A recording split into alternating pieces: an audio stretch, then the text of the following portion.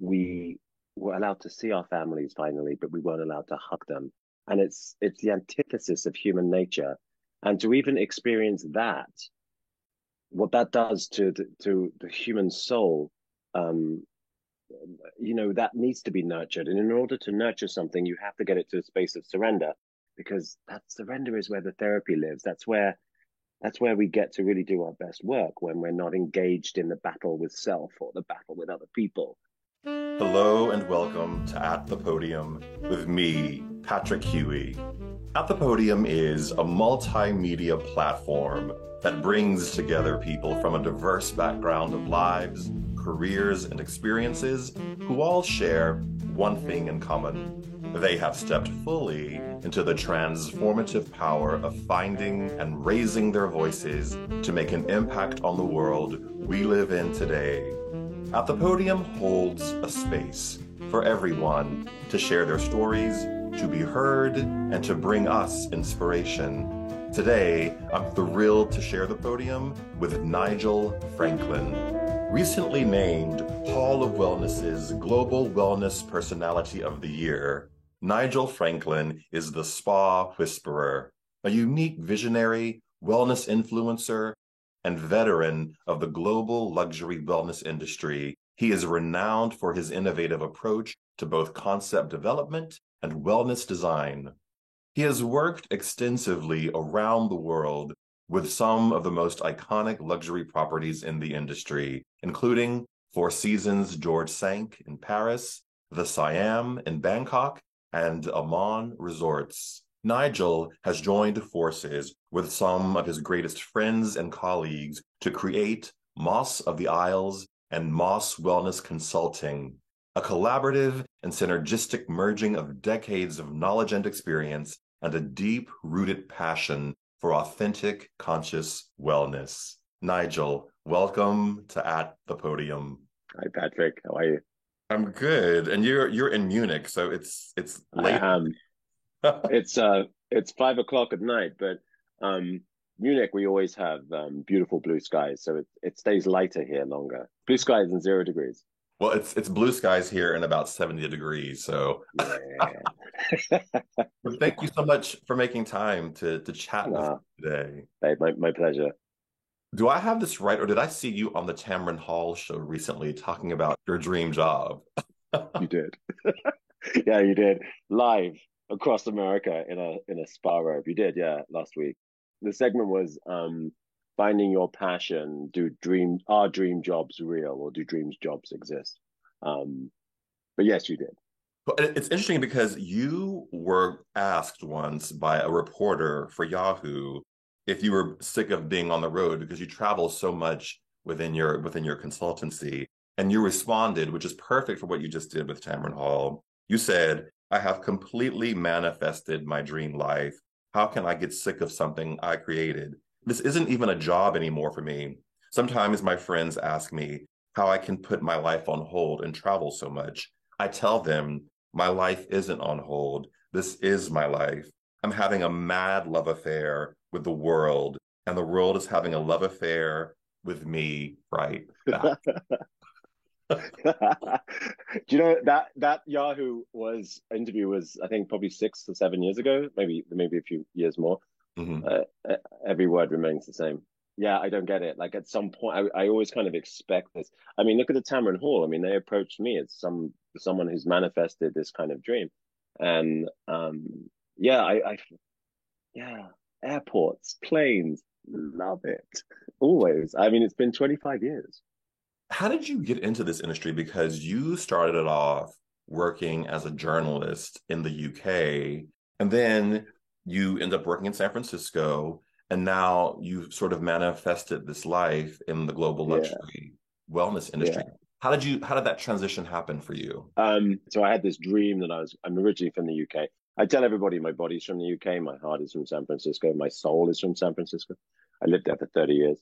But I had this dream that I wanted to move to San Francisco and become a writer, and that's what I did. But I was out in Atlanta, just outside Atlanta, Georgia, to do something on the opening of a spa. And I had this treatment with this therapist. And I remember everything this therapist said and did. She made me feel safe and wanted, which for various reasons I really had never experienced those feelings before. I remember the way she looked, her lipstick color. She lived in the house she was born in. Her name was Margaret. I called my dog Maggie after her. But I left there and I wrote. I didn't write about the treatment or the spa. I wrote about the experience of surrender and how one person can give another person the opportunity to just give into the process and feel safe. So I became a therapist because I wanted to give that to the world. And then I then changed that into consulting because I realized I was one person and I needed an army of therapists around the world, making everybody feel safe and wanted. And that's what I did. I traveled the world for many years, teaching people, teaching therapists empowerment and I would say kind of emotional intelligence, but that might be a stretch because they already have that. But just really teaching them how to create a moment of surrender for each of their guests. And then, this, you've been in this industry a long time, it's the same as me. This, the trajectory of this industry just went crazy and my career got caught up in the vortex of it. And now I'm creating and designing spas and hotels. Well, I mean, I called the Spa Whisperer, but really it should now be the Wellness Whisperer. The Spa Whisperer was back when I was doing spas. Yeah, so now I'm creating and designing concepts and experiences and spas and wellness resorts for some of the biggest names in the industry. You said that when you were at this place in Atlanta, that it let you surrender. And I think that's interesting because I wonder if that is why today, after the last few years, spas and wellness have really just skyrocketed. They were already, these industries were already doing quite well post-pandemic. We can't even keep up with the demands for our business. And I wonder if it's something within that area where people finally need a place where they can go and surrender. And if that's really what is driving this whole move Look, spa and wellness. I'll tell you this pandemic, I think, has taught us two very valuable lessons. The first lesson it taught us a lesson of our own mortality, certainly. The second lesson that it's taught us of the fragility of society, like how easily all of this can go away. And what that has done, I think, is shone a light on these kind of core requirements that we collectively, we went through this as a human race collectively. We all went through it together, and then certainly in my lifetime, that's never happened before. But I think what it's done is given us an opportunity to shine a light on really the fundamentals, the basics of what it is that we need, and that's kindness and hope and faith and opportunities. And I think it's brought us back. This sounds very romantic. It has brought us back, I think, to a level of humanity that didn't exist before, but also a level of recognition that didn't exist before. So the recognition that I need to feel safe. We had it was so many elements of the pandemic. The last of which was we were allowed to see our families finally, but we weren't allowed to hug them. And it's the antithesis of human nature. And to even experience that, what that does to the human soul, that needs to be nurtured. And in order to nurture something, you have to get it to a space of surrender, because that surrender is where the therapy lives. That's where we get to really do our best work, when we're not engaged in the battle with self or the battle with other people, when we've just surrendered. My sister always says, trust the process. And the surrender is really the trust in the process of it. Yeah, I think there's something in that. I interviewed a gentleman recently whose daughter was diagnosed about 10, 11 years ago with cystic fibrosis. And he said one thing that he learned in that process was the responsibility, the need that he had to learn how to surrender. And that when he was able to surrender, that's when he was able to really address his own feelings about her sickness and address her feelings about her sickness. So there's something in that surrender that I think is quite powerful. Yeah, I mean, listen, I say this a lot, but I believe that I create spaces of surrender. I mean, that's really a focus. Like how a spa is just bricks and mortar, right? And you know, the spa awards celebrate all bricks and mortar, but there's something more integral and the exchange of energy that happens within the spa that really creates something transformative. Mm. But it, you know what's water shiatsu. Water shiatsu is my favorite spa. Is my favorite treatment. Because it's what happens out of the water before you get into the pool that is the important part. Because if you do not surrender to your Watsu master, then you have a stranger holding you underwater, and you miss the point. You're in order to really get the benefit of Watsu, you have to, without the surrender, Watsu doesn't exist. And so the Watsu master, of course, there's the training for the Shiatsu movements in the water and the breath, but it's really what happens, the exchange of energy before you get into the pool, the trust, the surrender. That's Mm. what I want all therapists. I want all therapists to Watsu every guest. I always say this. That would be the ideal life that I would live, would be where um, people are Watsued every day. Now you have to explain what Watsu is for the people who are Yeah. watching who don't know what So, Watsu is. so Watsu? Yeah, Watsu. It's water shiatsu. So you have a therapist in the water with you, holding you, and there are various weights, floats on your feet. They're doing these kind of. It's very womb-like. It's very emotional, and they're doing these beautiful kind of soft shiatsu stretches and turns in the water. But then the second phase is the water dance, where the therapist actually syncs with your breath and is able to take you under the water. And they know when you're breathing in and breathing out, and so it's like this underwater dance, and it's one of the most emotional experiences because it's the antithesis of what you should be feel like you should be doing. And so the surrender part of that, the trust and is so key that when you're in the water, it helps that it's obviously fluid and you're feeling like you're in the womb. But other than that, it's this surrender to the process that is so emotional. Um, it's just such a beautiful experience for people. Hmm. I don't build anything. My business partners will tell you I don't build anything now without a Watsu pool in it. Got to have one. It's a beautiful service. It's a beautiful treatment. Do you think, Yeah. and I struggle with this in my walk through this profession that we're both in, and this really beautiful treatment that you just described, this beautiful service of surrender that you just described. Do we run the risk of this industry becoming too elitist? Because I would love for everyone to be able to experience that type of release, that type of it's almost a once in a lifetime thing Yeah. when they teach you like that in a Watsu pool. But do we as an industry walk that line of this is something that only really wealthy people can afford to do?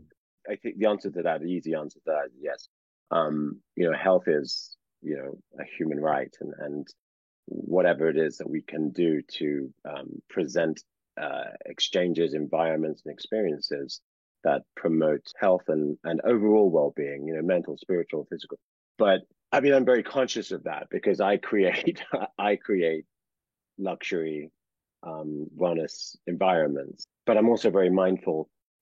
For example, I have a big project in India, and part of the concept foundation is give back. So I find sustainability and regeneration in the projects that I have by using the project in India, for example. We're using companies that train women in the villages, and so I always find a way to give back so that I'm not living in this elitist bubble, but I find ways to give back through concept pillars, certainly, just to support communities and to support minorities and minority groups and impoverished people.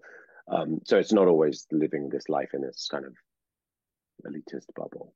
Yeah, I think it's really important because there's so many people who live in food deserts and nutrition deserts because they don't live in the right zip codes or in the right Mm-hmm. towns or the right neighborhoods. I think this idea of wellness has to have legs that can transcend one's ability Yeah. to spend, $300 on a massage or even more on a beautiful treatment that you described, such as Watsu.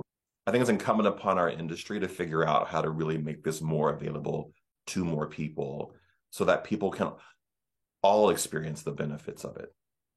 I agree. And there's not, uh, there's not such a large movement to do that, especially kind of in my bracket of the industry, which is why I kind of find my humanity in the give back part. But I believe fundamentally that what we're doing changes people's lives, and it doesn't mean that only rich people should have their lives changed.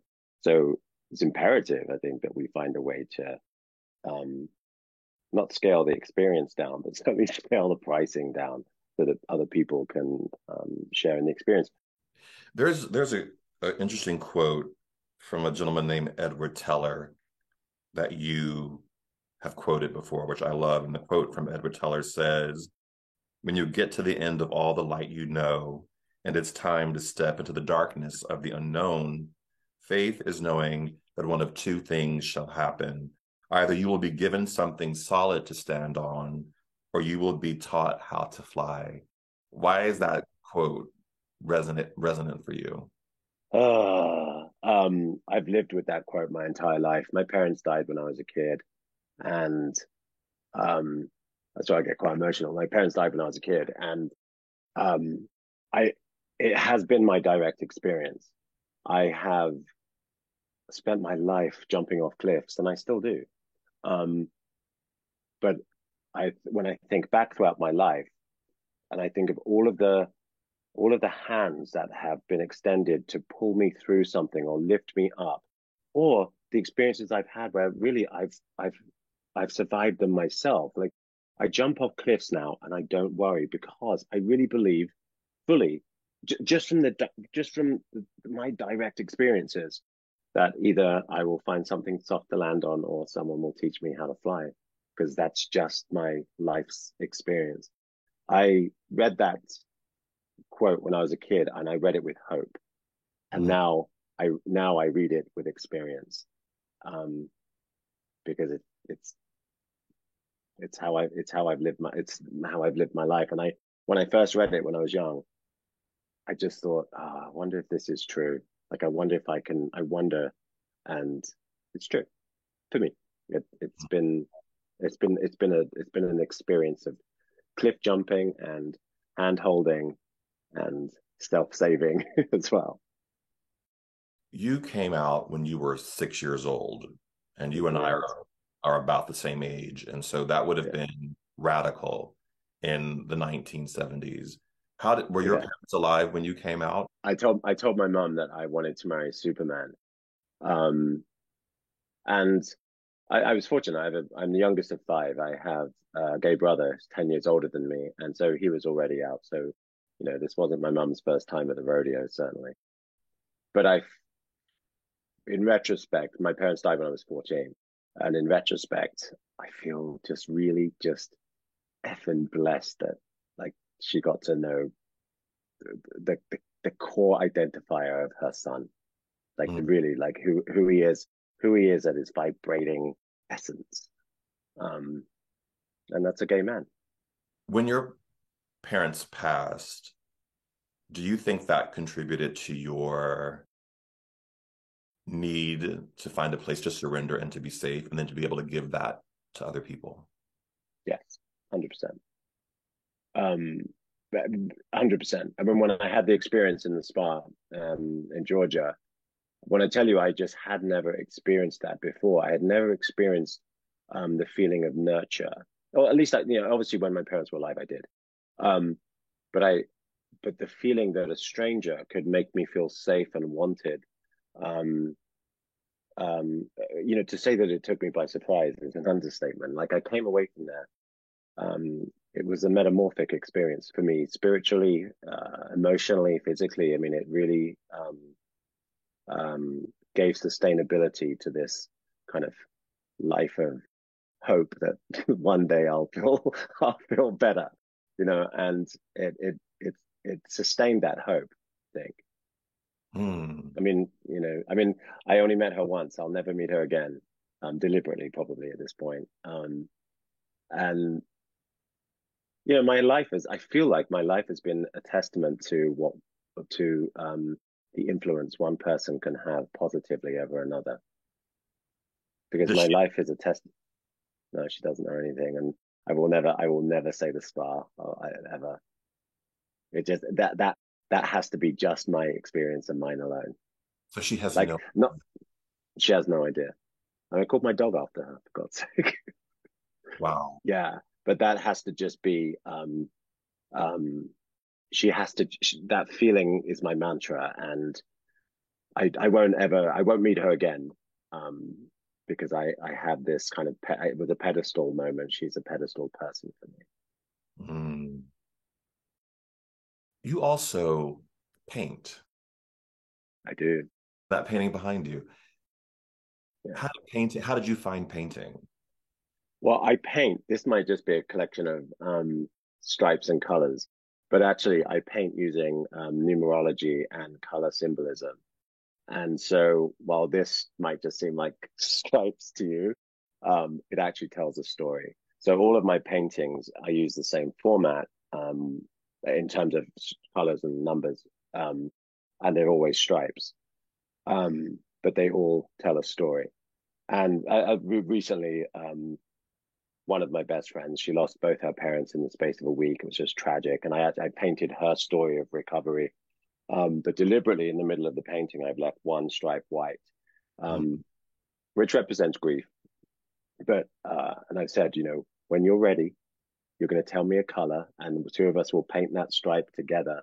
And that's going to be the ending of this phase of grief and an acknowledgement that life is going to go on for you. So these are kind of, for me they're kind of living, breathing stories. For other people, they just look a bit psychedelic. But I don't know how painting found me.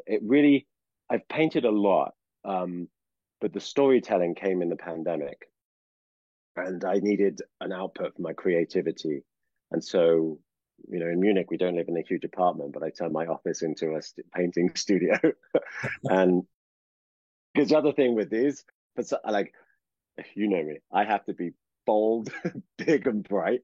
And so these paintings, even though they tell personal stories of people, they also represent me in how kind of um, brash and somewhat kind of unsophisticated and bold they are. And that's kind of and I like the fact that I always say I'm organized chaos, and my art is also organized chaos because it looks chaotic, but in fact it's very, very structured and very organized. And that's me. Do you think you live an artistic life? I mean, you sort of built a life that is paint brushes and paint strokes and colors. Yeah. Yeah, I do live in it. I mean, part of the job, I mean, I'm really fortunate. I have business partners who,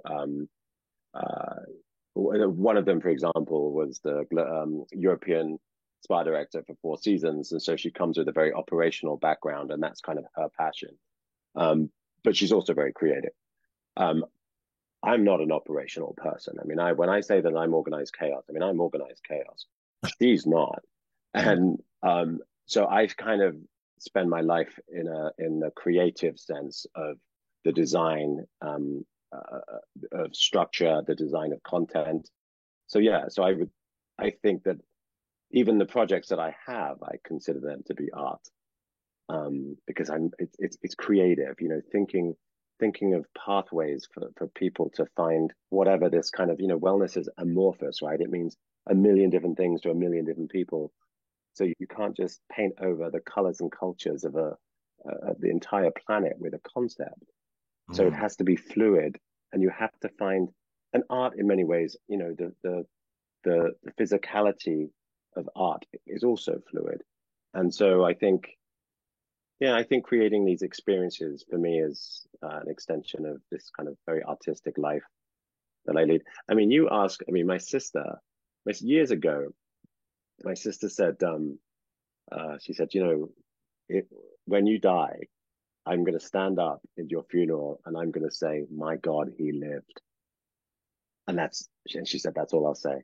Mm. And I think about that moment a lot because I was like, ah, she sees me, and I think art is for me to way of to just another way for me to express that's more even though the art is for other people, it just feels much more personal to me. Hmm. What has been your biggest leap of faith so far? You leave the UK, you come to the US, you're pursuing journalism, you have this amazing experience, you leave journalism, you travel the world. What part of your journey has been your biggest leap of faith so far? um when my mum died, deciding to live or understanding that I would be okay. Everything else after that decision, everything else has been child's play for the most part because it comes from such a profound experience that it will be okay. That like, okay, well, what else is going to happen? Um, so I would say that my biggest leap of faith would be deciding that I was going to live. Was there a doubt about Yes, that? a big doubt. Like I was in, I how granular you want to get, but I found my mum's dead body, and so I had to deal with grief and then trauma on top of that, and it was the trauma that stayed with me for years and years and years, and um, yeah, it was just not something I could see my way out of, and it took me a long time to make this decision that okay, I tell my friends if they lose their mums, I say, mums never leave their kids. They change in how they manifest, but they never leave us. And that's been true of my life. But I think the yeah, I mean, it was just there was a doubt. I mean, I was a very sad and lost kid for a long time, and Mm. yeah, I had to, I learned that I believe now that your behavior mirrors your behavior mirrors your belief. So you cannot change your behavior without changing your belief. And for me, my belief was that I somehow deserved this, or I couldn't get over it. It was so dark, and that's how I behaved. And I had to work on my belief, not only just my belief in myself, which sounds kind of cliche, but my belief in the experience of that and what that meant. Um, and just the belief that my mum doesn't leave me. I've got pictures of her, like, she's present she just lives in my heart now. Mm. But I had to believe that. I had to believe that in order to recover from it. Um, so yeah, that would be for sure my biggest leap of faith. Just Mm. trusting the universe would take care of me, and it has. Did you feel a shift when you made that decision? Were you, Yes, yeah. because I grieved twice. Once you grieve, it's my for me. I grieved once for my mum, and then I there was a moment when I realized that I wouldn't have her back if it meant going through all of that again. Because before that moment, I would have gone through it all again, all of the grief, just to have her back for 5 minutes. And then there was a moment, and it felt incredibly selfish to me, where I thought, no, I wouldn't now. I'm too far into this new trajectory of my life. I wouldn't go back. And then you grieve again, but you grieve again with guilt because that's not something that you should really feel. But I did feel that. I was like, okay, let's move on now. Let's take a breath and let's go on. But I remember feeling the second wave of grief when I wouldn't change it, and I've got, my fiance, and, you know, I, I just wouldn't change it. And that sounds crazy to me, but it's true. And so I don't know what to do with that information, but it is that second wave where you become happy in spite of it. And the happiness is stronger than the need to go back and revisit. Mm.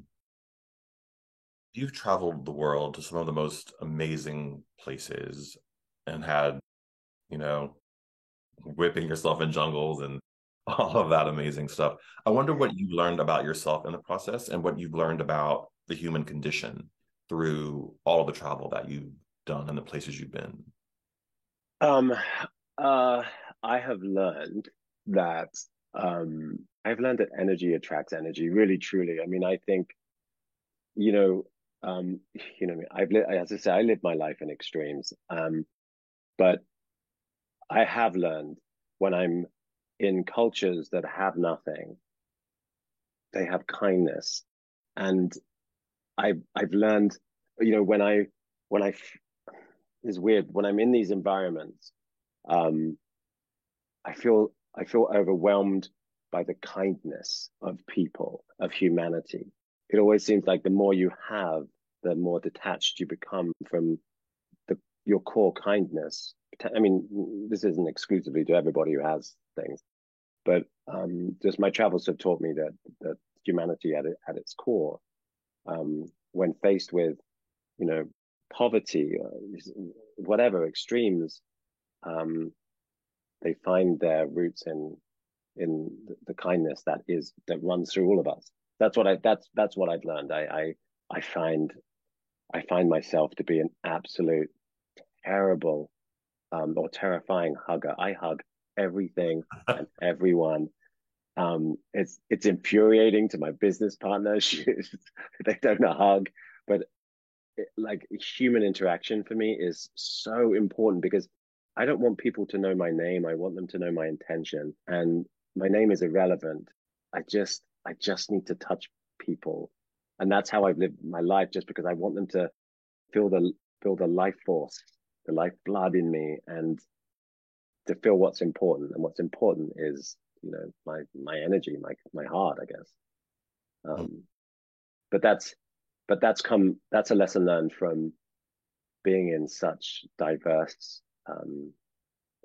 places and meeting people that have everything to people that have nothing, and really taking a front row seat of these kind of ebbs and flows of the human experience.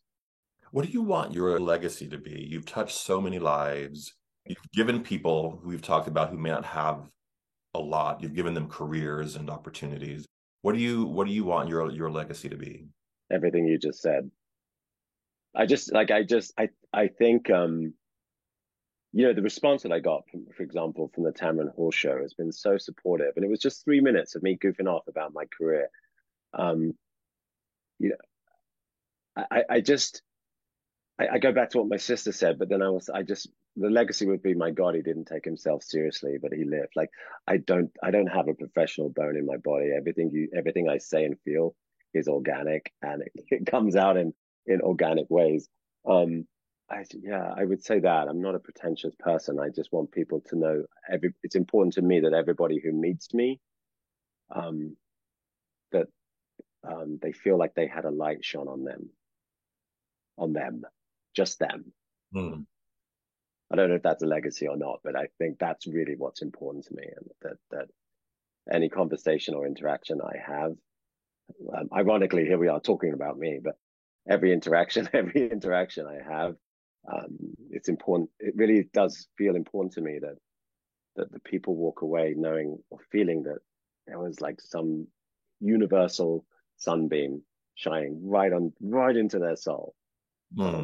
And that's important to me because everybody has value. Everybody deserves to be seen, and that's it, really.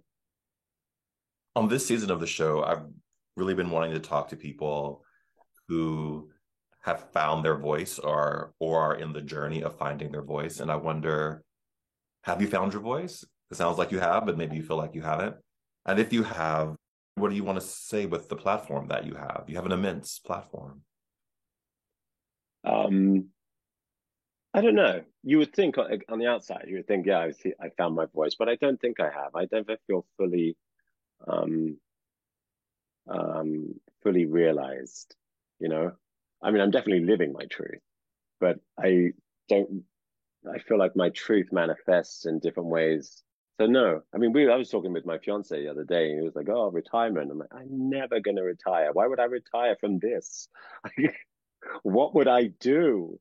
Um, so no, I don't think I think I've created a platform from which, a platform in my career, but also a platform in how I interact with people, because I feel like I I'm able to deliver information to people in ways that they can receive it. I feel like that's a nice learned experience to have under my belt.